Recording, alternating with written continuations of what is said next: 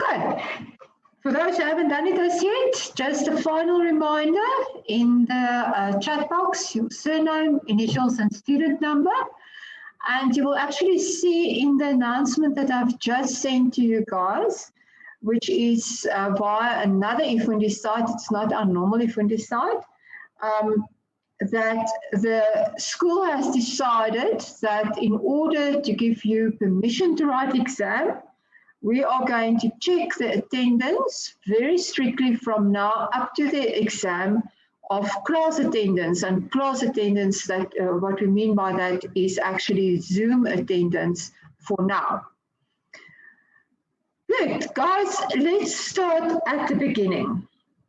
You have seen that I've sent out this correspondence to you regarding face-to-face classes that we are planning to have with you guys as from the 31st of May up to the 11th of June. Now, the purpose of these classes is to give you, obviously, face-to-face contact and then to help you to get ready for the exam. We're actually finding that all our groups, first years, second years, third years, as well as honors degree students, have a very tough time at this point of time. And by the rate that things are going, we are not going to have any students passing from the one year to the next year as things are continuing like this. Also, the good news is, I think it's good news for us, that apparently all the universities are having the same problems, and all of them actually wants the first year students as well as the honors students to return to campus. So on our campus, the honors degree students are already on campus. They have contact classes already, but there is quite a big drive, and we're trying our utmost best to get you guys back onto campus next semester full time.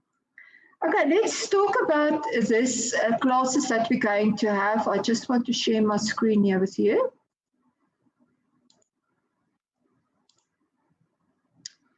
Good. Can you see?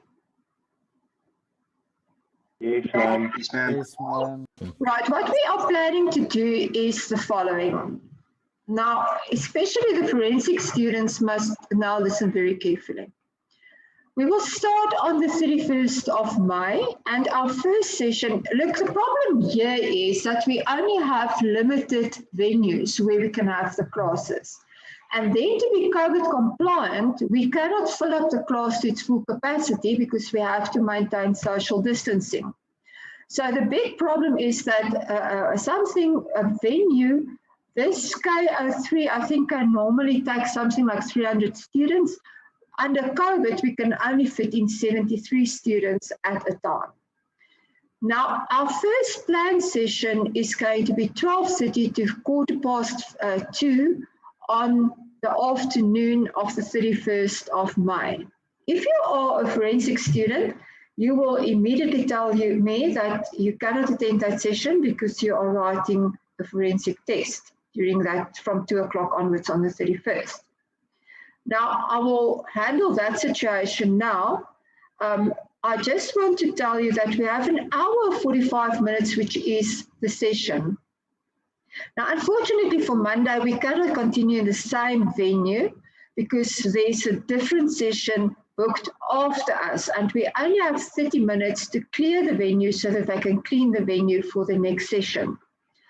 But we can utilize the second session on a Monday afternoon just in a different venue, which is not too far from there. It's an E3K12. So you'll see that the second session here is an optional next to it. Now the optional is actually for students who have other commitments that they have to attend, like other classes or tests or something that they have to do, and they will not be able to attend the full session. However, and I'm not talking about the optional classes now, I'm talking about this dark lettered sessions. So the first session that was indicated here, you will have to book your name to attend a session. And only those guys who have booked their places will be able to attend the session. Now, That means that you have to attend that session there. But if you cannot attend the session, this is now for the Afrikaans group, and similarly, we have for the English group. Let's talk about the English group. English group have 2 sessions, whereby the first one, well, we're going to have a look at that now. But the point that I want to make is this one, once you've booked, you have to attend that session. The optional one is like the name indicates, it's optional, but it is strongly recommended that you will then attend both sessions. Coming back to the forensic students. You are writing a test on the afternoon. Now, this is Afrikaans, so we will drop down to the English. If you are doing the Afrikaans forensics, then obviously you can't attend the session and then you don't book for the session. But then we have a solution for you, because we have a session on a Tuesday, and then you will attend the Tuesday session. So the Monday and Tuesday sessions, that will be for the Afrikaans students, that will be exactly the same. So if you cannot attend the Monday session, you go and you attend the Tuesday session. Then we will have for the English group, here's the English group. The English group I'm going to see on a Wednesday and on a Friday. So the English group on a Wednesday morning from 8 o'clock, it's very early for you, I know, but this is for good cause, believe me. We will have our compulsory session from 8 o'clock to quarter to 10, and then the optional session will just continue in this place. Yes, I have a question here. Ms. Sarai, you can answer your question. I'll ask your question. Hi, ma'am. Sorry, ma'am. I just want to ask, I can see that on that Friday, ma'am, we have an English class whereby that very same time, I think from 2:30. Okay, no, ma'am, it's fine. I can see now. I can see better. Sorry, ma'am. All right. So then we've tried to schedule the compulsory sessions in times that you would have had a class in any event. So we have looked at your timetable. It's not a time slot allocated to a certain specific subject. So therefore, we've tried to arrange the sessions around your timetable as far as possible. So again, the optional class is very highly recommended, but if there are then anything that you have to attend during the optional class, you will be excused. Now, in this dark colored one, so it is on the Wednesday morning, the 8 o'clock session, and on a Friday afternoon, the 12:30 session, you will either have to attend that session in person, so being on campus, or it will be live streamed via Zoom to you. Either way, you will have to attend that, because we are going to implement the faculty rule that if you do not attend at least 80% of classes presented to you, you are not going to receive admission to write exam the 17th of June. So this is compulsory. You can't get out of that. You either have to attend it in person, or you have to attend that then via Zoom. Now, guys, obviously, you will have to make arrangements if you're not in Potch, if you want to attend these classes, the face-to-face classes. So we'll give you some time to sort that one out. It only starts on the 31st of May, so you have a week or so to do so, to sort yourselves out and to see what you can do if you want to attend that face-to-face. Good. I think if you read the letter that I've just announced, it's on the announcement, so you will receive it by email, or you can go to your friendly and you can find the announcement there. And you will see on that announcement, all the details will be explained there, all the what's and what nots and do's and the don'ts. It's all in the letter, and you can look at the letter then for some further information. Obviously, we'll also see in that letter if we still have to do some work, and we do have to do some work still by the time that these classes are starting, the normal schedule will continue with these classes as well. So we cannot drop the work that we still have to complete by the end of the semester. We still have to do that work, but then that will be additional over and above to these classes that we are going to do. Remember, we do this really, guys, because if you look at your test results, the second class test results, it is horrendous. You know, what happened with the previous first year students was the following. They wrote the first test and passed. Now, usually the first test, the guys don't do very well, but they can sort of swing the test, sort of, because they actually rely on schoolwork. The second test is always the killer, because in the second test, the schoolwork does not really add one single mark to the bottom line of your marks in the second test. So after the second test, the students actually realize that I'm not talking rubbish when I say you don't know anything. And you have to wake up and do work differently from what you've done at school if you want to pass the schools. So then usually by the third test, which was the semester test, they actually study very hard and their marks have started to improve. And then they had a fourth test, which also usually didn't go to bad. So their participation mark was 3 out of the 4 tests, 1 follow-away test and then 3 tests that counted. Now you guys have started in the semester test week with your first week. So that would have been usually, under normal circumstances, your third test already. So that was your first test. So you didn't do too well there.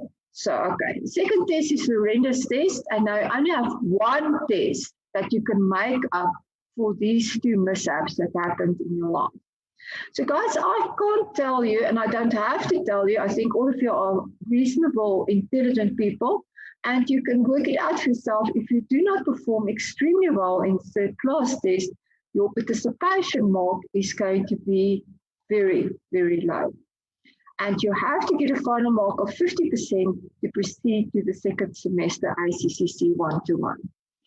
So guys, I hope you took my advice of last week. I hope you started all over again, and I hope you work for the first 3 or 4 hours in the morning by playing the catch-up game. And for the rest of the day, you do whatever is required from you for that specific day. You've seen the results. You've seen that it looks terrible. I don't have to tell you that. But what I've gathered is, let me stop sharing. What I've gathered with the third test, or with the second test, is that you guys don't understand what you are reading. That is when you read. So when what I mean by not understanding, all the students that I've seen this morning, if 80% of them knew what the age analysis was all about, it was quite a lot. You don't know what age analysis is. Yeah, when I start asking you questions, then you sort of start to think about an age analysis. And that is basically the core of the third question, which counted 50% of your marks. If you didn't understand the meaning of an age analysis and the use of an age analysis, you sort of lost half of the thread of the question. Guys, what is an age analysis? An age analysis says my outstanding debtors was 98,700 Rand. Let's take that 98,700 Rand and let's see for how long the different balances were outstanding. So therefore, if you look at the total on the age analysis that I gave you in question 3, it balanced back to your debtors control balance on the trial balance. It's the same thing. It's just a further breakdown of that balance. Now, my next question was, why is it so important to have an age analysis? Guys, because I have to manage my debtors. What will happen if I don't manage my debtors and make sure that I'm going to collect that money? I'm going to write that money off as a credit loss. And what is going to be the impact on my profits? It's going to go downhill from there on further, and probably it can lead to the fact that I'm going to close my doors at some stage in the future. And then if I look at that little category, 30 days, am I really worried about 30 days? No, not really, because it was quite a current type of transaction. But what is the further implication out of a credit loss perspective? I'm not so worried. But out of a settlement discount perspective, I must go and have a look, because many of these debtors probably are still in line for a settlement discount. So I must go and test and see how much must I subtract from my outstanding debtors figure for financial statement purposes to make provision for these amounts of money that I'm not going to receive because those debtors are going to make use of a settlement discount. If I look at the very last column of the age analysis, now there is where the credit losses implication jumps in.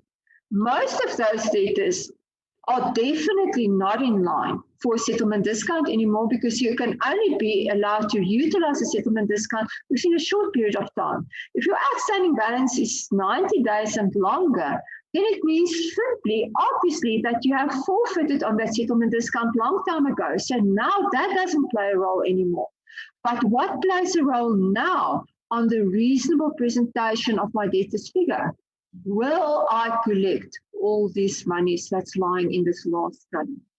Isn't there some kind of allowance that I have to create for credit losses in order to make provision for the non-collection of debts in that category? Now, if you don't read your question and understand what is the wider meaning of the information, I don't give you information just to fill up the pages. I promise you. At the very least, 98% of all information given in a question has to be used by you in the answer somewhere along the line. Sometimes I will throw in just a sentence which is unnecessary, useless information. But that useless information I also throw in so that I can test whether you know that it's useless information that you should not use it. But that would be a very, very small portion, maybe 1% or 2% of the total paper that will consist of useless information that you should not use. Usually, 99% to 100% of information given to you is meant to let you use that information to derive at an answer. So guys, I also explained to some students today, you know what your problem is when you do any questions in accounting? It is like watching a movie. You sit on the couch with your bowl of popcorn and you pop the popcorn in your cheeks and you look at the screen there. The screen is there, you sitting here. So it's something that play off in front of your eyes. No good for accounting, no good for writing tests. When you write a test, you must get into the screen and become part of the movie. You must actually dress yourself. It must become part of your clothing. It's part of you, that question. So you must get right into the question and become part of the question if you want to resolve the issues in the question. Sorry, I think most of you can also agree with me that a lot of mistakes could have been prevented if you just read your paper properly. So please don't make the same mistake again. You must read with comprehension. You must read by reading every word in a paragraph given to you. And you must think, while you're reading, what is the wider implications of this information that was given to me? Why does she give this to me? Where can I use this information? What is this all about? You don't just go and read over blah, blah, blah, blah, blah, blah, blah, end of story. Now I've read the paragraph. If you want to read like that, you might as well just get up and don't write the test because you will again not pass the test. So that is of extreme importance. Rather take some time, read your question properly. At least before you start writing anything on paper, you must have at least read your paper once, the question once, thoroughly, with comprehension. I recommend that you read the question, read the question right through from the top, read the required, and after you've read the required, you read your question again.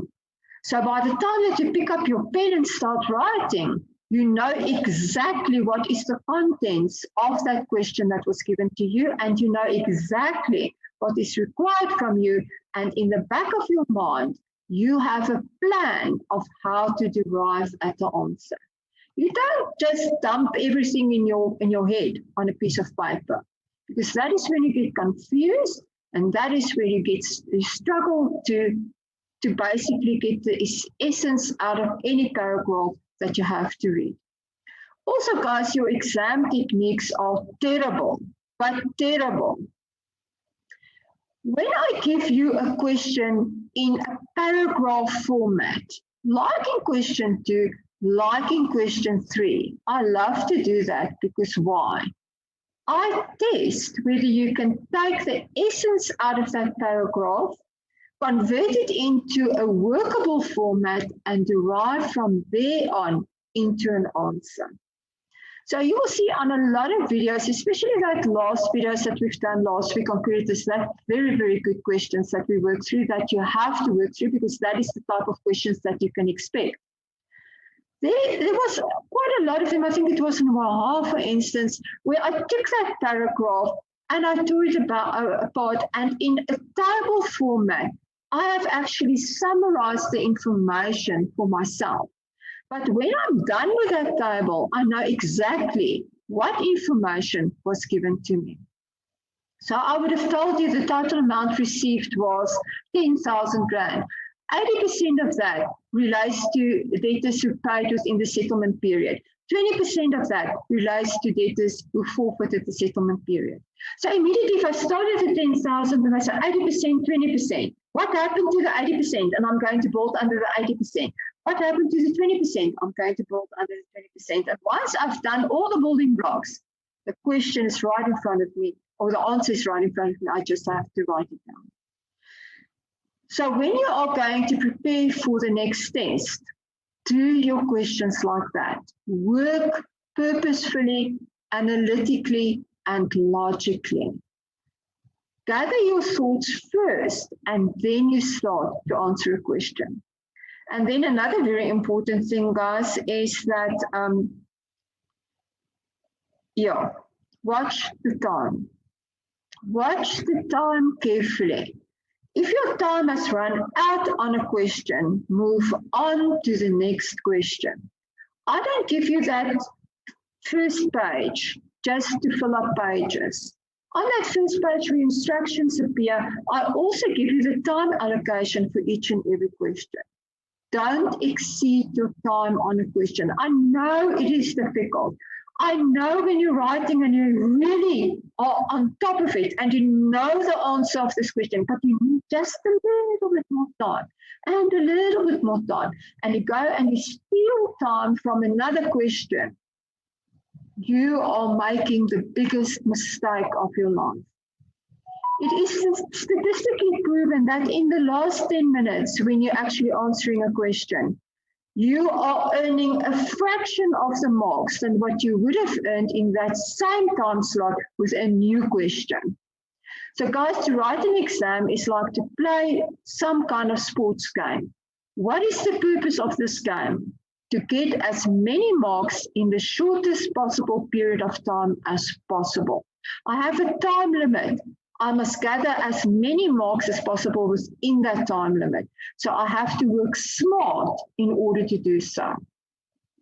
So when you practice for the exam or for the test, the next test, also once you feel that you're on top of a subject, of a study unit, now you should be quite all right now with study units 1 to 6.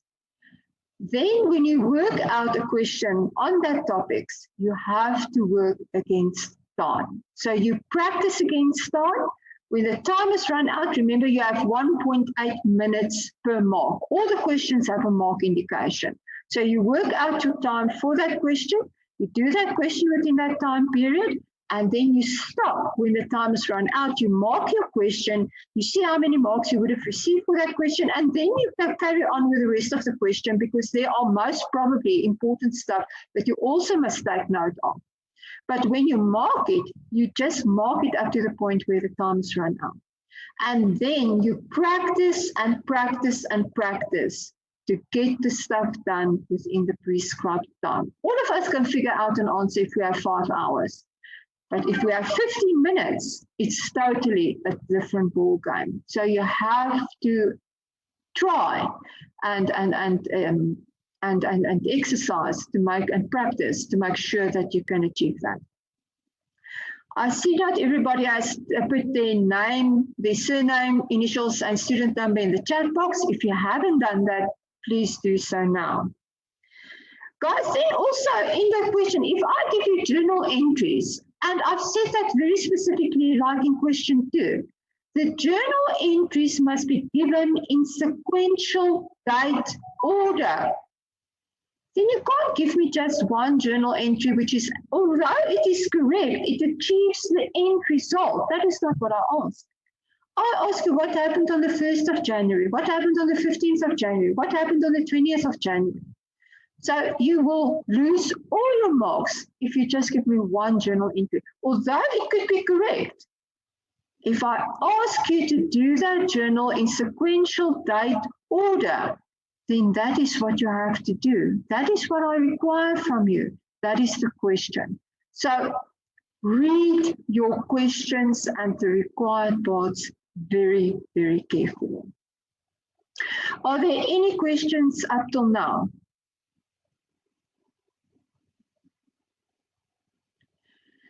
Okay, then I want to talk a little bit about inventory, the study unit that we're busy with today. Guys, inventory is the most important study unit of all. And why do I say so? Because we repeat inventory in accounting. We do that a lot in MAC. We do that in FINIM. We do that a lot in auditing. And why inventory, inventory, inventory? Because if I want to manipulate my profits, I do that in my inventory figure. And that is why it is so extremely important that you know inventory inside and out.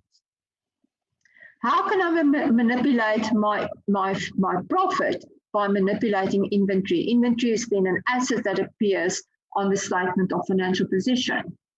Guys, how do we calculate cost of sales? What is cost of sales? An expense item. Cost of sales is opening inventory plus purchases plus purchase-related costs less closing inventory. So if my closing inventory is overstated, what happened to cost of sales? Cost of sales will reduce. If cost of sales reduce, what will happen to profits? Profits will go up. What will happen if I understate my closing inventory? If I understate my closing inventory, my cost of sales is going to be higher. My cost of sales is higher, what's going to happen to my profit? It's going to be lower. So can you see that it is one place which opens it up for corruption, for misrepresentation, for all kinds of nice things that I don't want in my life. And that is why inventory is so important. So I'm just going to do, I hope you have pen and paper ready in front of you, because if you just listen to these sessions without making notes, I can't help you any further.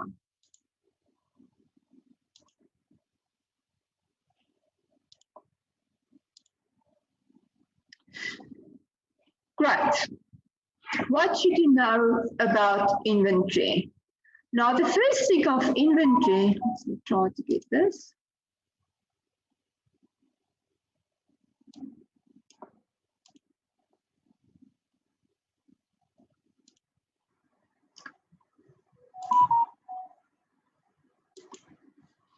Come now. Oopsie. Right, let's try to get rid of this thing. No, so.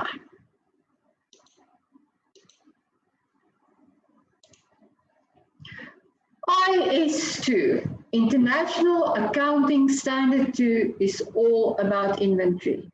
And there are some crucial concepts in IS2 that you should know by heart. So what is the first thing that you should know about inventory? What is included in the cost price of inventory? Now, the most obvious thing is what was the invoice value of the stuff that I've purchased? I mean, that obviously is part of the cost price of any item. But then IS2 tells us, but that is not the end of the story. That is not the only thing that's important. We also must capitalize as part of the cost price of an inventory item all the costs incurred in order to get that inventory item in our possession and to enable us to sell that inventory item to a third party. So all that cost that we have to incur in order to get hold of that inventory item, which will then at the end of the day enable us to sell that inventory item, must be capitalized as part of the cost price of that inventory item. What does the word capitalized means? It means it becomes part of the cost price of that item. Where do I capitalize this cost? Well, I capitalize this cost in the inventory account if it is a perpetual system. What will happen if it is a periodic system? Well, then I will take that purchase-related costs, things like import duties, freight charges, transport costs, all those purchase-related costs, that will go in a periodic inventory system to its own account, its own expense account. But at the end of the financial year, I'm going to close off all these purchases and purchase-related accounts to my cost of sales account. And then when I'm going to value my closing inventory, so I'm going to take a physical stock count, a periodic inventory system at year end, and then when I'm going to value that physical stock on hand, I've counted 5 of that and 10 of that and 20 of that, and I have to attach a value to those items, then I'm going to take into consideration all the costs that I've incurred in order to purchase these items still on hand. So any other cost that you have to capitalize as part of the cost price of an inventory item are things like delivery costs. But now be careful. It is delivery costs applicable on the purchase of that item, not delivery costs applicable on a sale transaction. That's a normal selling transaction. It is only the delivery cost that I pay in order to get that inventory item in my possession so that I can sell it on to a third party. The same thing to freight charges. Be careful. It is freight charges based on purchases, but freight charges that the entity pays on sales is a normal selling cost, got absolutely nothing to do with the purchase cost or the total cost of an inventory item. So don't let me catch you out with things like delivery costs on sales or freight charges on sales transactions. That's a normal expense, got nothing to do with inventory. Watch out for that one. Non-claimable import duties. What is a non-claimable import duty? Guys, the word non-claimable tells you that I can't claim some of these charges back from another party. So what is VAT? VAT is a claim. If I'm a VAT vendor, what do I do with VAT? I claim the VAT back from the receiver of revenue. That is why if I'm a VAT vendor, I cannot capitalize VAT as part of the cost price of an inventory item because it is a claimable duty and IS2 specifically excludes claimable duties from the cost price of an inventory item. Installation costs. If there are any installation costs that I have to install an item before I'm able to sell that item, well then obviously that forms part of the cost price of that item. But then IS2 also excludes certain specific costs. It says any administrative type of cost. Things like salary costs, things like marketing costs, those costs specifically you are not allowed to capitalize as part of the cost price of an inventory item. Training costs, and that is also one that we usually catch you out with, because then we tell you, well, they have bought, let's say it's a very technical, advanced type of product that we're going to sell, and we have to train our salespeople first how to use this item properly before they can start selling that item, because obviously the customer or the potential customer will ask them for demonstration of this item, and if they don't know how the item works, then obviously they're not going to get the item sold. But that training costs, you are not allowed to capitalize as part of the cost price of an item. Storage costs. Now, storage costs for your purposes this year, next year it will change a little bit. Sometimes there are exceptions, but for your purposes, whenever you see storage costs, you are not allowed to capitalize that as part of the cost price of inventory item. Well, the next important thing is inventory valuation. How do I put a value on my inventory items? Now, here, like always, the first thing that you have to look is, am I working within a periodic inventory system or am I working in a perpetual inventory system? Remember, periodic, I only update my inventory account once a year after I've done a stock take and I've assigned a value to those items on hand.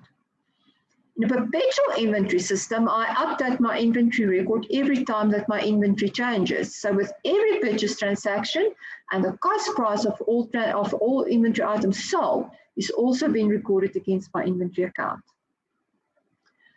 Now, there are three methods, and you must be able to do all three of those methods. And very important, guys, make a big note. Listen now, you're writing tests on the 26th of May on inventory as well. So now make a very big note somewhere. Your answers differ whether I'm using, let's say, these three methods based on a periodic inventory system or the same method used on the perpetual inventory system. So you must be able to do that calculation for me. If I ask you the periodic inventory system, you must be able to give me that calculation. If I ask you the perpetual inventory system, you must give me that calculation based on whatever valuation method is in place in the entity. So go back to your slides, go and have a look. When I actually explain to you all these methods, every time I showed you both, that is how it will look like under a perpetual inventory system. That is what the answer would have looked like under a periodic inventory system. Make sure you know the difference, make sure you can apply that in a test or exam. Right, the next thing that you usually battle with is a net realizable value adjustment. Now, a net realizable value adjustment, firstly, you have to understand what this is all about. Now, let's just take one step backwards. If you think about your statement of financial position and you think about the conceptual framework and the characteristics of financial statements, you know that you've seen that your financial statements should be a reasonable, or it must be actually, what's the word I'm looking for, not a true,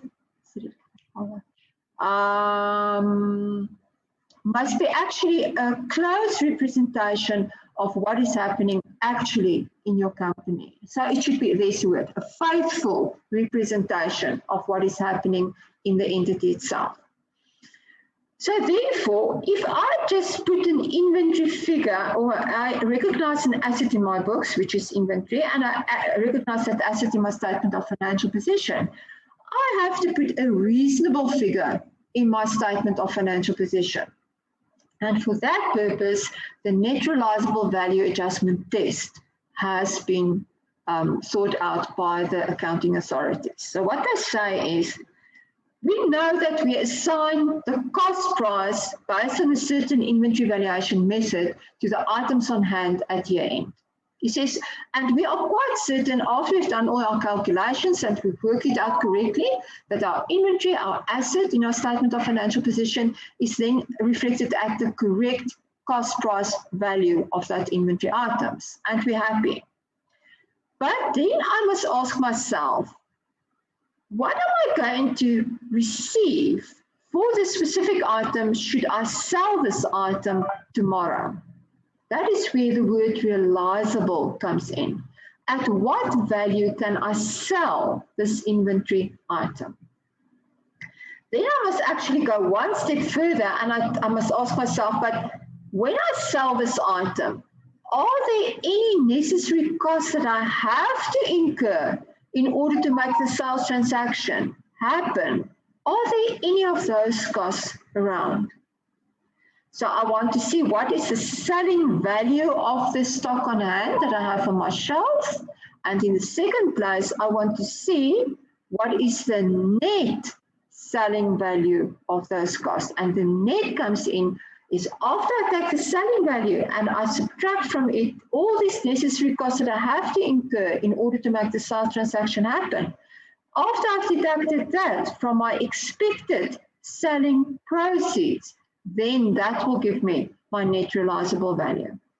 Remember, this is a test that I performed based on expected, i.e. future amounts I'm going to receive if I'm going to sell this inventory item in the future. So if my year end is 31 December, what am I going to get if I sell this item in January? Net. After all the compulsory, so important, compulsory costs that I have to incur in order to make the sales transaction happen have been deducted from that expected sales value.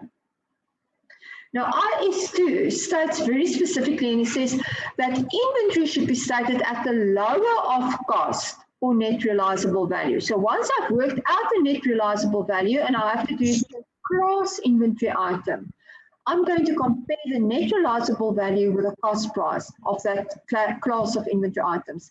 And if the net realizable value is lower than the cost price, I have to write my inventory down to the net realizable value. And that means my inventory is overstated in my books.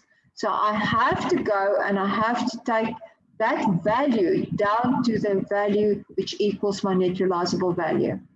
Please mute yourself, whoever it is, Ms. Jacobs. So it is very, very important that I'm going to show the lower one of the two. If I want to write my inventory down, then obviously I'm going to credit my inventory account, and the counter leg is going to be an expense account, net realizable value adjustment account. And at the end of the financial period, my net realizable value adjustment account is going to be closed off against cost of sales. Why is it so important? Now remember, listen to me carefully. That will only be the case if I'm talking about trading inventory. Then that will be closed off against cost of sales. But when it is on consumer inventory like stationery or fuel or things like that, then that will go to my income statement as a normal operating expense and not to cost of sales. Why? How do we determine gross profit? Gross profit equals sales less cost of sales equals gross profit. So what is gross profit representative of? That is representative of the profit that I've made on the cost price of the items that I've sold. So I've sold this item for 100 Rand, that item costed 80 Rand, so I made a 20 Rand profit. So it is purely the relationship between what did I receive for this item in relation to what that item has costed me. That is gross profit. So if we talk about net realizable value adjustment on stationery, and I'm not a stationery shop, so it's not trading inventory, then I cannot do it against cost of sales, because what is that going to do? It's going to give me a screen picture of what my profit was on the items that I've sold. So therefore, on consumable goods, if there is a net realizable value adjustment, I'm going to debit a net realizable value adjustment expense account, which is going to be a normal operating expense under the gross profit line, not above the gross profit line, under the gross profit line. And I'm going to credit my stationery, obviously, my stationery inventory, that final figure that I'm going to disclose as part of my inventory figure. What is my classes of inventory, so by the way? If I'm in a trading environment, i.e. I buy stuff and I sell it on. I buy furniture and I sell furniture. I don't make it, I buy it and I sell it. Then obviously my trading inventory on hand, this furniture on hand that I have at the end of the year, the value of that, that's going to be my closing inventory of trading inventory. But any consumable stock that I have, what is consumable stock? That is things like stationery. I bought 20,000 Rand worth of stationery. I've used 5,000 Rand of that stationery. So when I open my storeroom where I actually keep my stationery, I still have 15,000 Rand worth of stationery on hand. Now that stationery that's on hand, that is inventory, and I'm going to show that in my inventory note as part of my total inventory. So consumable stock, i.e. in this case stationery, that will form part of my inventory note. And the total of my inventory note will be the total that I'm going to disclose on the face of my statement of financial position. So here's everything that I've said to now. You have to do that test whenever I give you the information to do that test, and then make sure that you are going to show your inventory at the lower of cost or net realizable value. Disclosure, I've said that before, I'm going to say that again. In accounting, disclosure is of extreme importance. You should know exactly what a statement of financial position looks like, what a statement of profit or loss looks like, and how the notes to those statements look like. Up to now, class test 1 and 2, we've tested a lot of journal entries so that we can see that you know and you don't know that we've established what debits and credits must be passed in order to do a certain entry. But for sure, by the time we get to the following test, and for sure in the exam, I'm going to test disclosure to the nth degree. So make sure that you can do disclosure 100% correct. So where inventory is concerned, the first thing that I have to write is an accounting policy note, and the second thing that I have to write is the inventory note itself. So the accounting policy note will clearly state what basis do I value my inventory.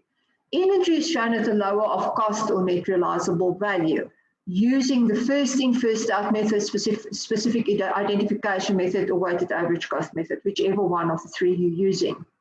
And then you will explain to the user what is net realizable value. Net realizable value is the expected amount that we will receive once an inventory item has been sold, after all compulsory costs have been deducted from the proceeds. That's my note, accounting policy note. The second note is the inventory note, and there I have to distinguish between my classes of inventory. Now, in the first semester, we are not going to do manufacturing. We are going to do that in the second semester. So in the first semester, you will have basically two classes of inventory items: trading inventory and consumable stock, like stationery or fuel or whatever.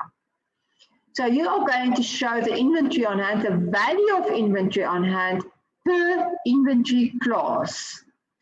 And that total of all my inventory is going to correspond with the total under current assets, which is shown on the face of the statement of financial position.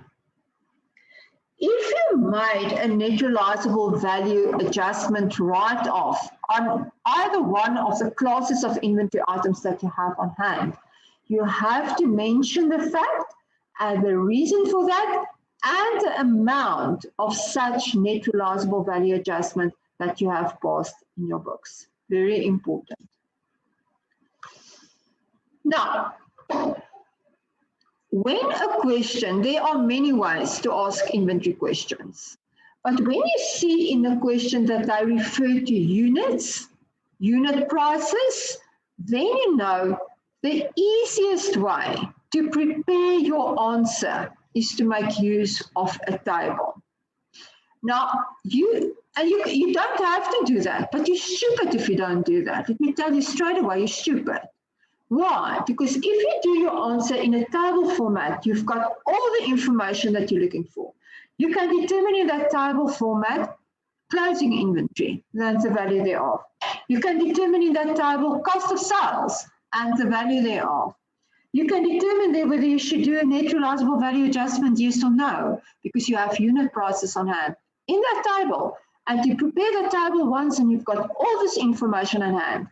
When you're not making use of the table format, you're going to write and page and write and page. And then when you start doing something funny, let's say net realizable value adjustment, I have to page back, look, where did I work this out now? Oh, I can't remember. This was such a big mess. So don't do that. If you see anything about units in a question, use the table format. Now, how does the table format look? In the table format, you will have the details of the transaction. Is it purchases? Is it transferred costs that you're talking about? What are we talking about? You will have the units that was purchased. You will have the total value of the units that was purchased. There you see that, total value of the units that was purchased. So it's units, price per unit, and total value. So then you are going to have all the information associated with that specific transaction altogether. Remember that you have to accumulate all the costs associated with a purchase as part of the cost of that specific batch that you have done, that you have purchased. Remember to take out discounts. Remember that certain costs cannot be capitalized. Remember to take out VAT if I'm a VAT vendor and I buy from a VAT vendor, because then it's a claimable duty. Remember all that basic rules. All you're going to do is you're going to do this here on your table. If I've received a trade discount and it has not already been deducted because I didn't give you the invoice value, then you have to deduct the trade discount. If you have made use of a settlement discount, you have to deduct the settlement discount.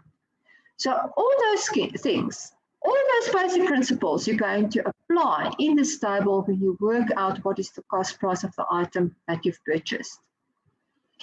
Now, obviously, the way that you're going to structure this thing is going to be determined by, am I using the periodic system or the perpetual system? Because it's going to make a difference. Am I going to use first in, first out, weighted average with specific identification? It's going to have an impact. And then you have to do your calculations according to the inventory valuation methods that is in place for the entity. Right, now here I want you to take out a pen and paper, and you are going to do a few calculations, and I'm going to ask you some questions. The first question, we're going to ignore VAT in all these examples. So we're not going to complicate that, but when you're going to look at this again, try to think of what the VAT implications would have been.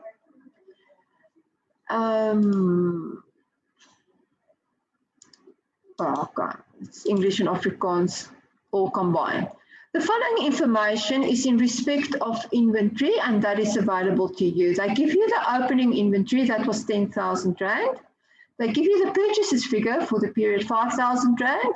They give you purchases returns of 1,000 Rand, and they give you cost of sales of 8,000 Rand. And they want you to calculate your closing inventory. So please go ahead and calculate for me your closing inventory. I'm going to give you exactly 1 minute. And then I'm going to ask one of you to give me the answer.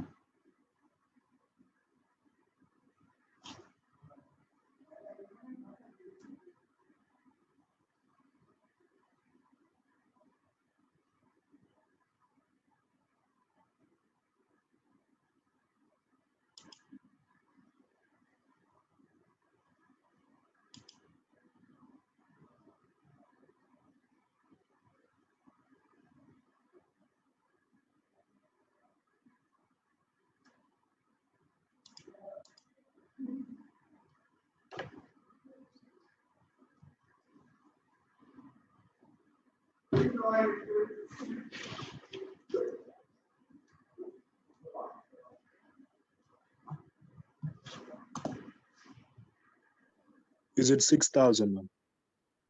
I don't know. I'll ask you. Yes.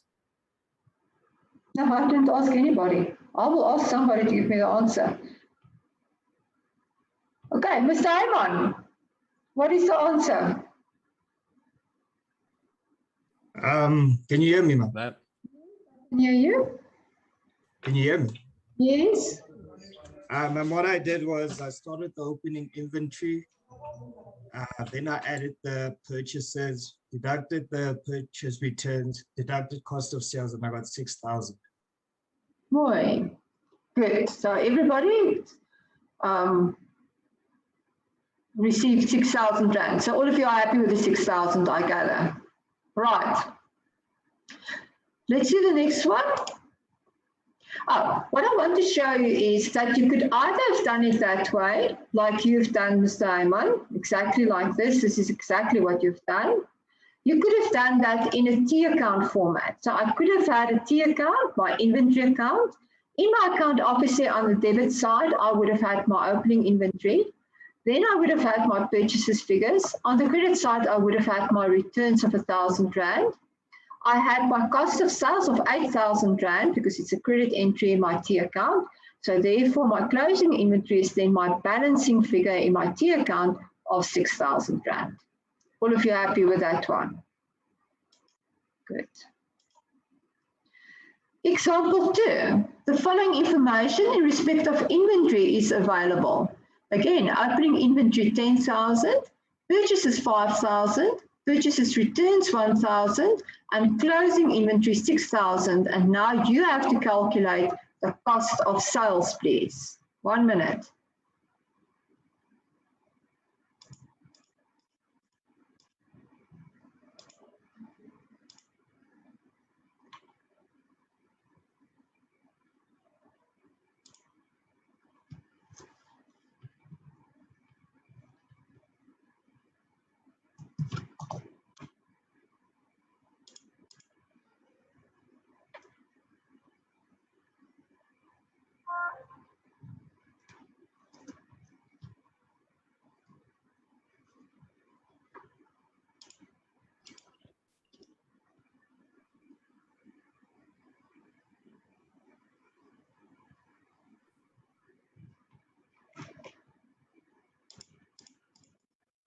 Okay, you guys done? Yes, ma'am. Okay. Yes, ma'am. Angel Mushwedi, please give us your answer. Ma'am, I got 8,000. How did you get to that? Ma'am, I added 10,000 and 5,000, and I subtracted 1,000, and then I subtracted 6,000, which was the closing stock, and I got 8,000. Great stuff. Okay, let's do the next one. You could have done that also in a T account format. You would have had your opening inventory on the debit side, your purchases on the debit side, your returns on the credit side, and your closing inventory on the credit side. Remember, this is above the line, so we bring over the closing balance on this side so that we can bring it down on the debit side where it should be at the end of the day. And then my balancing figure would have been my cost of sales figure, which equals 8,000 Rand. The following information in respect of inventory is available. Opening inventory 10,000, cost of sales 8,000, purchases returns 1,000, closing inventory 6,000. So calculate purchases for us, please. 1 minute.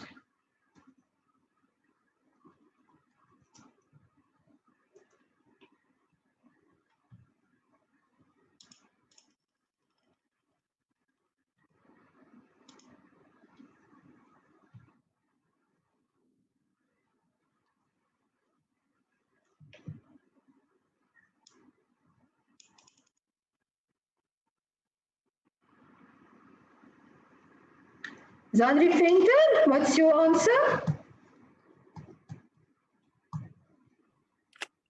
Can you hear me, ma'am? Yes. I got 5,000. How did you go about? I said 8,000 plus 6,000, and then I have the 14,000 less 1,000 less 10,000. Good. So what she did is, I just want to show you this. She basically did this one here. She said opening inventory. She said what is purchases, less returns, less closing inventory is cost of sales. So that's one way of solving that problem. Or I could have solved that problem by doing it like this, taking opening inventory, purchases, closing inventory, cost of sales, and I would have derived at purchases. If I've done it in a T account format, again, I would have put on the debit side my opening inventory, my returns on the credit side, cost of sales on the credit side of 8,000, closing inventory on the credit side, and then my balancing figure would have been my purchases figure on the debit side of the account. Good. Following information in respect of inventory is available. They give us our purchases, they give us our cost of sales, they give us our purchases returns, and then they also, and the closing inventory, and then they ask our opening inventory. So quickly do that one for us, please.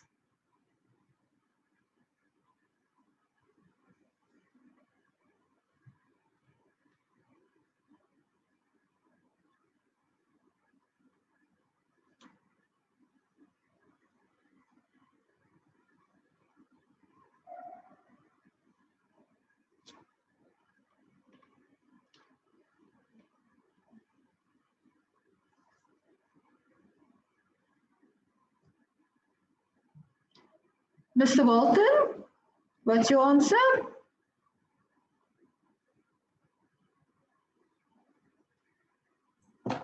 I got 10,000, ma'am. How did you go about?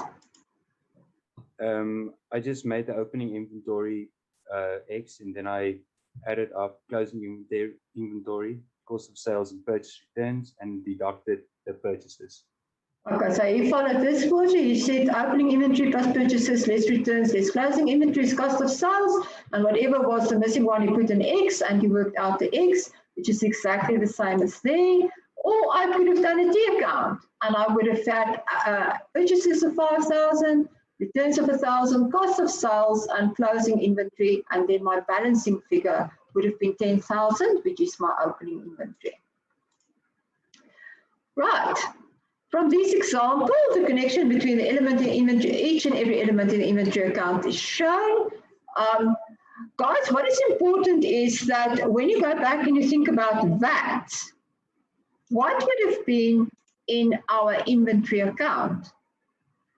Opening inventory, obviously VAT exclusive. That is an amount which never will include VAT because no asset or liability except debtors, creditors, and bank includes, and cash, yeah, includes VAT.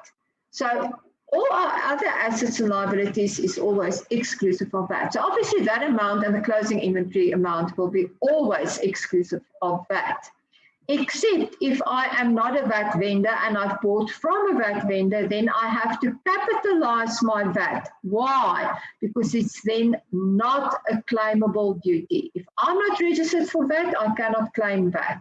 So then I will capitalize the full invoice price as part of the cost price of the inventory item. But things like purchases then will obviously exclude VAT. Things like returns will obviously exclude VAT. Cost of sales obviously will exclude VAT. Now you'll see, you will tell me, yeah, but don't waste my time now. I know these things. I promise you, I ask you a question with inventory and creditors. And you know what you're going to do? With purchases, you're going to write exactly the amount that I gave you for purchases on credit. That will lie in your creditors account. So remember, when I give you these kind of questions where I give you more than one balance, ask yourself, does this account include VAT or exclude VAT? Inventory includes VAT because we have to record the invoice value in the creditors account, but inventory excludes VAT. So guys, never forget this thing. Never look at your work in isolation and in boxes. Everything goes together.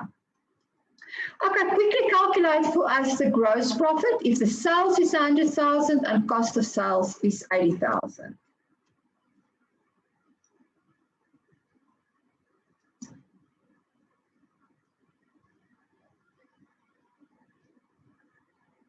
Mr. Nolto? The gross profit is 20,000, ma'am. 20,000, good. Next one, the following information is available. I've got sales of 100,000. I've got cost of sales of 80,000. We have now seen that the profit is 20,000. But what I wanted to know is what is the gross profit percentage now? What is the gross profit percentage?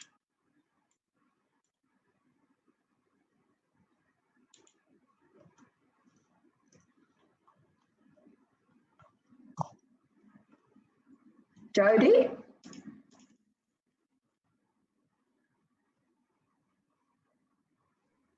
%20. 20%, 20,000 divided by 100. What is the conclusion? Gross profit percentage is based on what?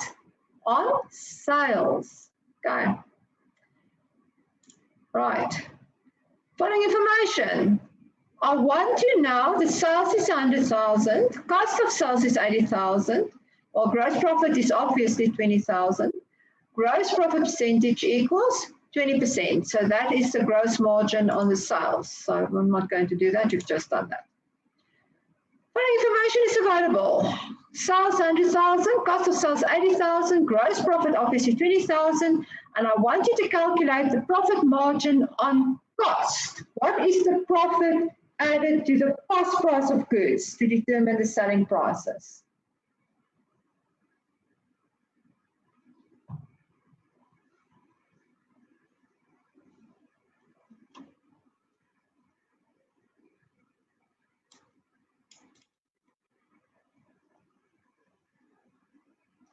Ms. Thorburn, what's your answer? I have 25%, ma'am. How did you derive at that answer? 20 divided by 80 times 100. That's it. Good. Good.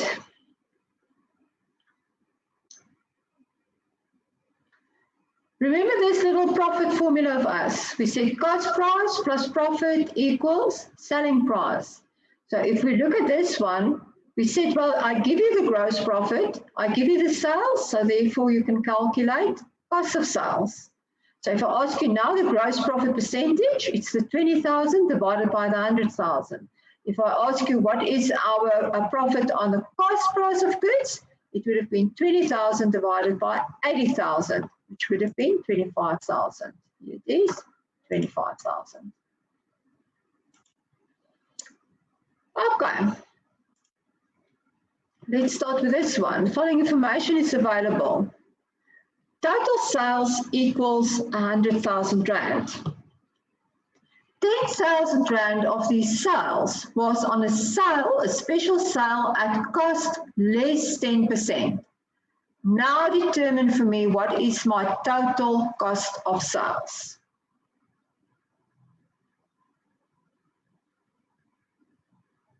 Sales is 100,000. My profit margin on the cost is 25%. Included in that 100,000 was 10,000 Rand worth of special sales, and those sales were not done at a normal profit percentage. It was sold at cost less 10%. I want you to determine now total cost of sales.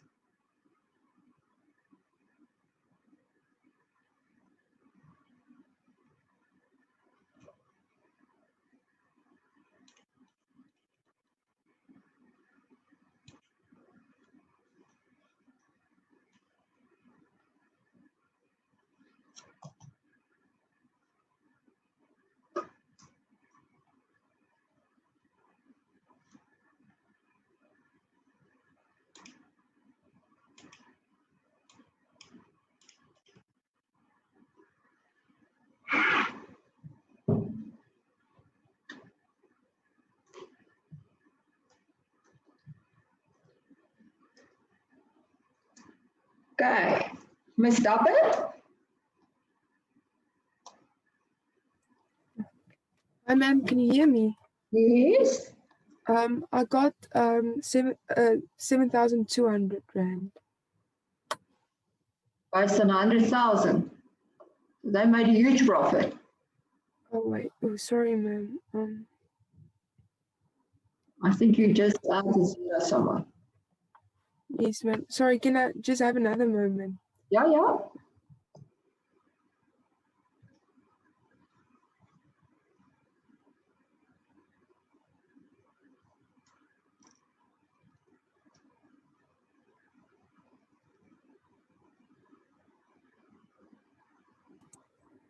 Ma'am, is it 87190?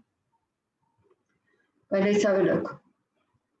Remember here, I have now two profit formulas. My normal profit formula equals 25% on the cost price. So if I have to write it down into a formula, it would be 100 plus 25 equals 125. You all agree on that one. Then we said, and that we have to apply on how much sales? On 90,000 Rand worth of sales. So let's do that one. We said on 90,000 Rand of sales, our normal sales percentage, here it is 100 plus 25, equals 125. So if we want to work out our cost of sales, we would have said 100 divided by 125 multiplied by 90,000 equals 72,000. That is where you got your first answer from. You just forgot 10. Then we said, but listen, wait a minute. There is also, now I have to get rid of this again. All right. There's also 10,000 Rand worth of special sales. And when we've done those special sales, we have actually applied a different profit formula. What did we do? We've sold that specific items at cost less 10%. Now guys, whenever you see the profit formula cost less something, then you start with a cost price as 100. We said, well, 10% of 100 equals 10. So 100 less 10 equals 90. And this is our special sale cost formula. So whenever you see cost less something, this is much easier, believe you me, to use it like this. To then say cost is 100, less 10% of 100 equals 90. And then when I have to apply the cost formula, it would be 100 divided by 90 multiplied by the sales proceeds of 10,000. And that gives us 11,111. So our total cost of sales will then be our 72,000, which is that one based on the 90,000, plus 11,111 based on the 10,000, which gives us total cost of sales of 83,611. Now, if you look at this second one here, where we said that we've sold our goods at 10% below the cost price, that means that our selling price was in actual fact less than the cost price. So what was our selling price? Our selling price was 10,000 Rand. What was the cost price? 11,111 Rand. So now the thing starts making sense to me because I've told you we've sold it less than cost. So obviously my cost price must be higher than my selling price. Sorry, So yes. I just want to make sure the total cost of sales, it should be 83,111, right? Not 611. 111, you're right, yes. 83,111. That's the typing error there.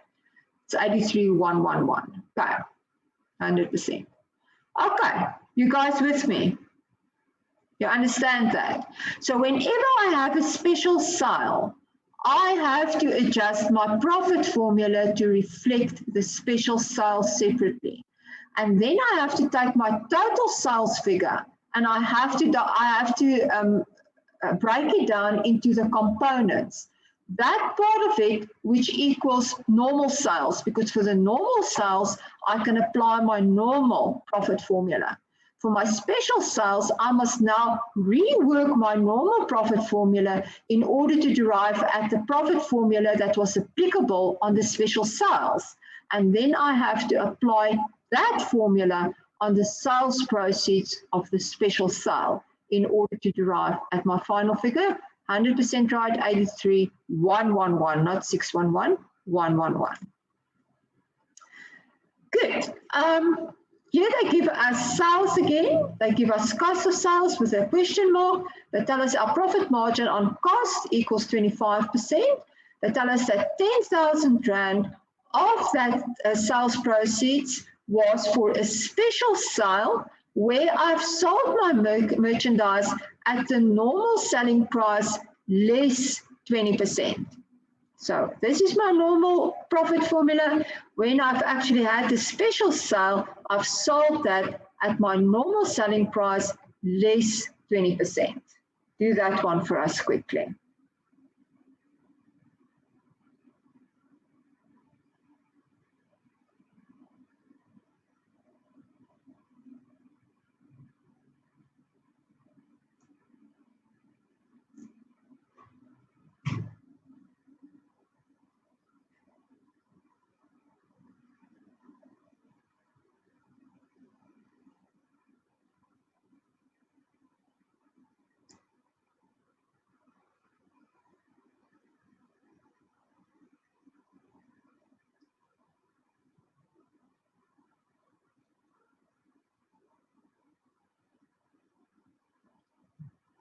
Ms. Marks, it's your turn. Do you have an answer for us?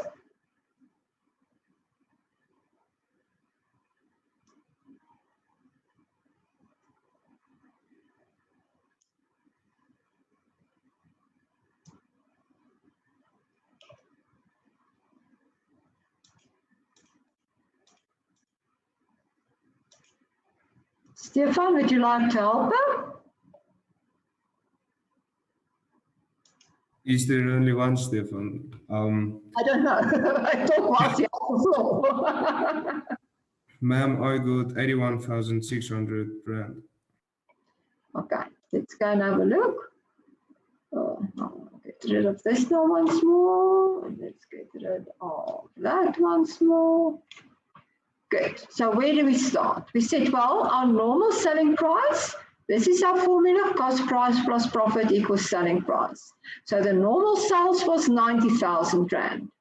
25% on cost, this will give us our profit formula. So what would our cost of sales have been on the normal sales? 100 divided by 125 times 90,000, which will give us 72,000 rand again. Now the special sales, what did I do with my special sales price? I've dropped my normal selling price with 20%. So this was my normal formula, and my normal selling price was 125. So if I've dropped the normal selling price with 20%, I must work out what is 20% of 125, because that is based on the normal selling price. So that gives me 25. The classic mistake that students are making is to write down 20 here and then end up with 105 there. It's not 20%, it's 20% of the selling price.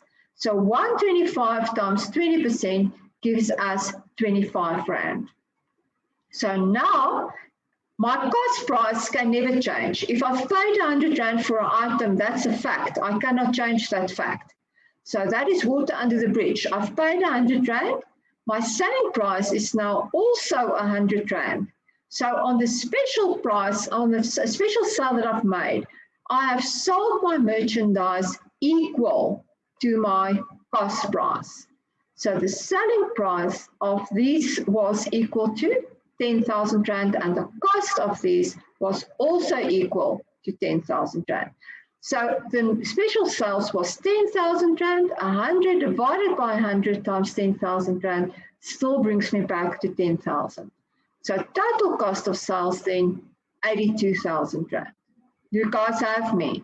So when I'm going to drop my normal selling price, I have to work out the drop on that selling price to derive at the new selling price. So there's my total cost of sales, 82,000 rand. All right, insurance claims. Now you will see when we do insurance that the first step or the first port of call is usually to work out what was the value of inventory right before a loss has occurred. And this loss has occurred as a result of fire or water or wind or whatever disaster has struck the entity. And now they have to determine what was the value of this inventory that was actually damaged with this whatever thing that has happened. Now, if they didn't have 100% up-to-date perpetual inventory record, they must now do the best with the information that they have. And you will see in most of these insurance type of questions, we are going to use our income statement to work out closing inventory. And how are we going to, only the gross profit section of the income statement. What is the gross profit section of the income statement? That is sales less cost of sales equals gross profit. But now we will have to break down cost of sales, like we've done in these little exercises, which you thought was stupid. We will have opening inventory. We're going to add to it purchases and purchase-related costs. And we will have closing inventory, and then we will end up with gross profit. Then this would be my total column.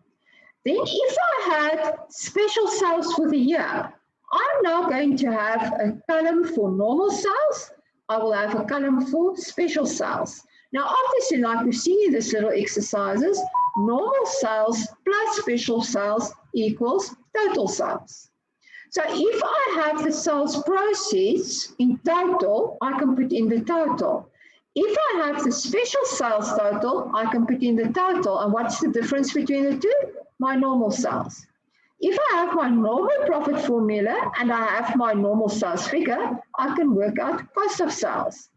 If I can have the information in order to get my profit formula on my special sales, I can work out cost of sales on my special sales. And if I add now my cost of sales of special sales to the cost of sales on normal sales, what does that give me? Total cost of sales. If I have opening inventory, I have my purchases figure, I have my purchases related figure, and I have my cost of sales figure. What can I then calculate? My closing inventory figure.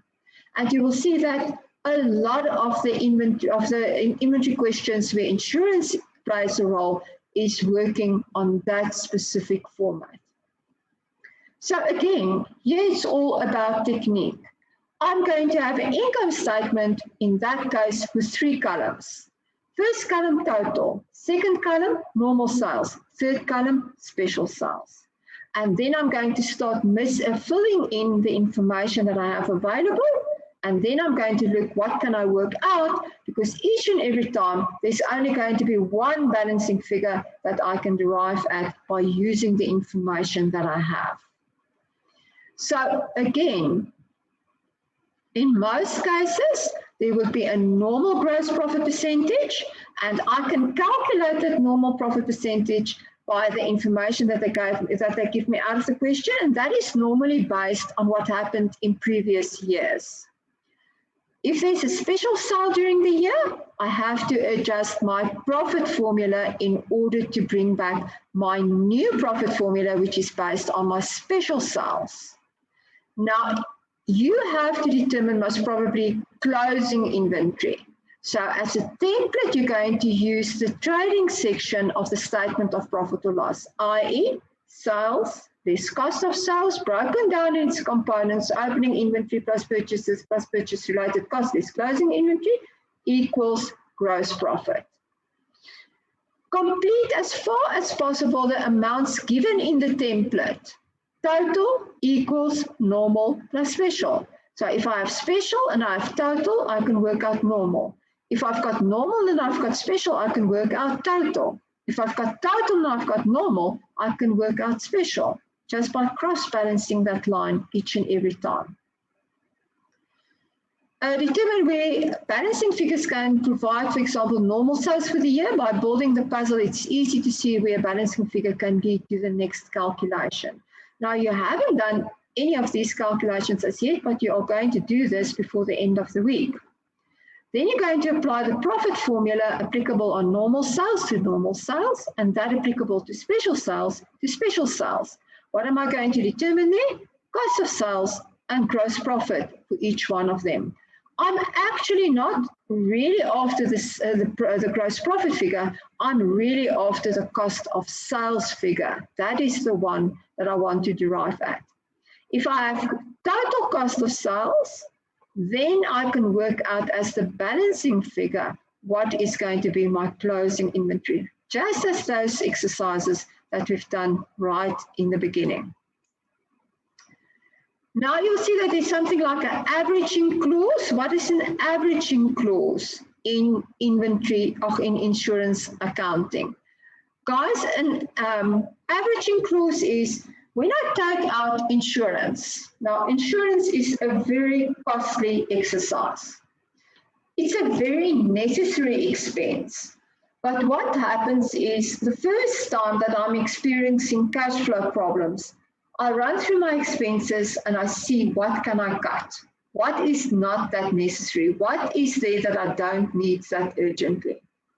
And you will see that when you come to insurance, you say, gotcha. In the past 5 years, I'm paying insurance every month and I've never put in a claim. So I cannot go without insurance, but just say something happens and I have to claim. But let's skim a little bit on our insurance. We know, for instance, that our inventory figure usually averages around about 100,000 Rand at any given time. So let's go, and remember, insurance premiums are worked out on two things. Number one, the value of the asset that you are insuring. That obviously will have a direct impact on the premium, the insurance premium that you're going to pay. Excuse me. The next important thing is, what is the risk that this insurance company is going to receive that?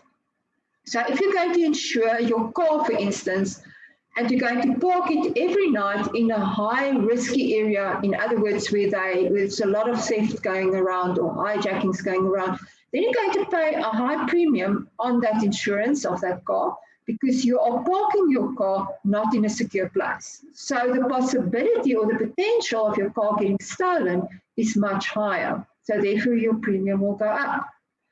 Now I need to save money.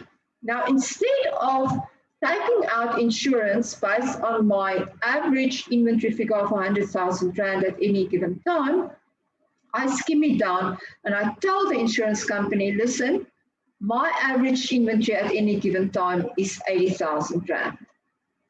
Now something happened and 40,000 Rand worth of inventory was lost in a fire. Now I have to institute a claim. The insurance company sends out an assessor to your premises, and they look at a lot of information. And the assessor comes to the conclusion that you have underinsured your inventory figure, because clearly your normal average inventory on any given point of time is around about 100,000 Rand, and you have only insured it for 80,000 Rand. He says, you can put in a claim for your damage of 40,000 Rand, but I'm not going to pay that because I'm going to apply the averaging clause. The averaging clause tells me that I'm going to look at in what ratio were you underinsured, and I will only pay you out accordingly. So he said, you are insured for 80,000. So I'm going to take the 80,000. This is your normal inventory level is 100,000. So I'm going to divide the 80,000 by 100,000. And then I'm going to multiply that by 40,000 Rand, which is the amount of loss that you have incurred. So instead of paying you the full amount of the loss of 40,000, they will only give you 80%. 80 divided by 100 times 40,000 equals 32,000 Rand for the loss that you have made. So that is averaging. When I am sufficiently insured or underinsured, averaging does not count. Then they will pay you just the value of the loss that you've incurred. But where you were underinsured, so in a question, you must always watch out for underinsurance, because if you're underinsured, then the averaging clause will kick in. Now, guys, then you must also look at journal entries. What journal entries are we going to pass? So if we're going to institute a claim against the insurance company, then that insurance company obviously will become a debtor to us because he owes us money. If I am a VAT vendor, I'm going to work out my claim amount, then I'm going to add 15% VAT to the claim amount, and that is going to be the value of the claim that I'm going to lodge with the insurance company. When the insurance company settles my claim, I have to pay away 15% included in the amount that they've settled to the receiver of revenue as VAT output. Also, if I have incurred losses, obviously 40,000 Rand worth of inventory was lost in the fire. So that means I have to write down my inventory with 40,000 Rand because my inventory is shown in my books at what? At cost. So if 40,000 Rand worth of inventory was lost in the fire, I cannot show my closing inventory inclusive of those inventory that was lost. So the value of the inventory that was lost needs to be written off out of our inventory account into an inventory loss account. So please go and have a look at the insurance slides. Please make sure that you understand what the journal entries are all about. Ma'am? Yes. Sorry for interrupting. With the Delica Law question this morning we had to do today. They didn't specify that we were that the company was uninsured, but averaging clause was used. So I just want to know question paper. Sorry? Did they give you the insured amount in the question? Yes, they gave the insured amount. It was 500,000. And what was the value of closing inventory? Okay. Now I understand. It was just over 600,000. Okay, now I understand. Thank you, ma'am. Okay. So if they give you the insured amount, they won't tell you that they're underinsured. You have to go and test whether they're underinsured or not. So if you have worked out the value of closing inventory and you compare that to the insured amount and you see that your closing inventory is higher than the insured amount, then the averaging clause will kick in automatically, and then you have to apply that. Okay. Thank you, ma'am. Any other questions, guys? Please go and yes. I just want to ask if there is commission on sales, is that commission a normal expense? Yes, it's a normal expense, but that commission can be a very tricky thing that you have to watch out for. If we're going to do and work out the net realizable value of an inventory item or inventory items, we've said that that is the expected selling price of that inventory item after we've deducted any compulsory selling costs. So in a case like that, you will have to go and check out of the information given to you whether the sales commission is a compulsory cost or a normal cost. Now, it can be either one of the two. It can be just a normal cost. It is just like that sales commission is paid to the agents based on 2% of the amount of the selling price, of the amounts that they've sold. But I can give you information in the question. I can tell you that it will basically boils down to the fact that this item will not be sold if the agent is not receiving a sales commission. Now, in a case like that, the sales commission will become a compulsory cost that you have to subtract from your expected proceeds to get to the net realizable value. So sales commission normally is just a normal operating cost, a normal expense in my books. But when I perform the net realizable value test, I will have to ask myself, is that sales commission a compulsory cost? And that will depend on the information given in the question. Or is that sales commission just a normal cost that I'm in any event going to incur? So be very careful for that one when you work out net realizable value. Okay, thank you, ma'am. And the last thing is it possible to overinsure? It's possible. It's stupid if you do that because you pay a huge premium every month and you can only get the maximum of your loss. You can never get more from the insurance company than the loss that was suffered by you in whatever the event was that took place. So if you overinsured, you pay a huge premium every month, which is unnecessary because you can only recover your loss. So it's stupid, but it is possible, yes. Okay. So don't apply the averaging clause if you're overinsured because that will then increase if you're going to apply the averaging formula, that is going to increase your claim to an amount which is higher than the loss incurred. Now you cannot get more than the loss.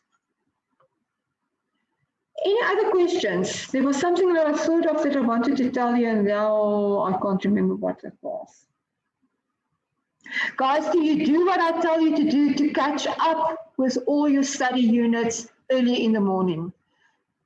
It is really, really important that you do that. It is really, really important that you go back from the start and now for the first time, look intelligently at the work that we've done up till now. Not like a mampara that's just doing the stuff like breathing on a regular basis. You have to think about everything that we've done on a wider basis. Up till now, you haven't done too bad in your conceptual framework questions. That actually is the only saving grace that you had up till now. But those questions are getting more and more difficult as we go along. And I know what the exam question looks like. It is totally a horse of a different color. So you will have to think intelligently, even about the conceptual framework going further from here on. Okay, everybody happy? Are you going to ace your third test? Please do so. Guys, I'm in the office at least 3 days a week. I'm not here tomorrow, but I'm here on Thursday. I don't know about Friday morning. It is possible, maybe not. Sorry. So if you want to come and see me, please make an appointment. You are most welcome to come and see me so that we can sort out your problems. Okay. Then that's the end of me for today. Good luck for your studies further. Go and read that face-to-face classes. I think that's going to be very important and it's going to make quite a difference. Cheers. Thank you, ma'am. Thank you, ma'am. Thank you, ma'am. Thank you, ma'am. Bye, ma'am. Mevrou Swart. Bye. Ja. Is daar dalk 'n goeie YouTube channel of iets wat mevrou kan recommend? Ook net vir extra accounting, dalk sien ek iets daar of iets wat my sal help. Is daar iets spesifiek wat mevrou kan aanbeveel of nie regtig nie? Nee, daar's nie 'n spesifieke een nie, maar daar's verskriklik baie YouTube video's beskikbaar, kom ons sê op voorraad. Nou, ek wil nie met 'n 20-dag toets gaan speel en dan nog goed gaan kyk wat julle nog nie gedoen het nie, want daar's baie goed wat julle nog nie doen nie en waaroor die video's sal aanhou wara. Maar jy kan my enigiets gaan Google en dan gaan kyk daar's 'n oulike goed op die internet en gaan kyk of dit jou dalk gaan help. Maar daar's nie een spesifieke een wat ek vir jou kan sê, hoorie so daai een, dit gaan nou die ding doen nie. So jy mag gaan Google en kyk waarop jy afkom. Maar weet jy wat, eintlik as jy net verstaan dit wat ons vir jou probeer verduidelik en net mooi luister en mooi die saak vir jouself uitpleis. Hierdie goeters moet mense 'n bietjie stilte tyd gaan hou en daaroor dink, totdat dit jou eie raak. Dit gaan nie net woepswaps uit die lug uit op jou neerdal en nou weet ek skielik wat aangaan nie. Jy moet self 'n bietjie gaan dink daaroor en as jy dan verder inligting, yes, by all means. Gaan YouTube, gaan Google dit, gaan kyk op YouTube wat is beskikbaar en kyk daarna ook. 100%. Okay, dankie. Ek waardeer dit. Lekker dag verder. Dankie vir my tyd. Dankie.